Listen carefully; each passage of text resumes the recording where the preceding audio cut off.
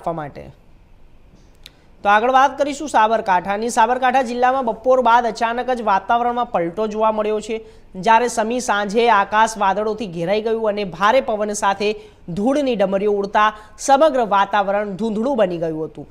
ઈડર, વડાલી સહિત આસપાસના વિસ્તારોમાં પવનનો જોર એટલો વધુ રહ્યો કે રોડ, રસ્તા અને હાઈવે પર વિઝિબિલિટી ઘટી જતા વાહન ચાલકોને ભારે મુશ્કેલીઓનો સામનો કરવો પડ્યો।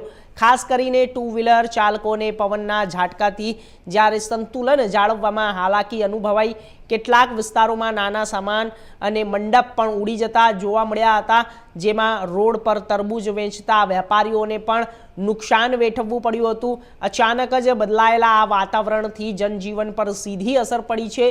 હવામાન વિભાગે અગાઉથી જ પવન અને ધૂળિયા વાતાવરણથી જ્યારે આગાહી આપી હતી।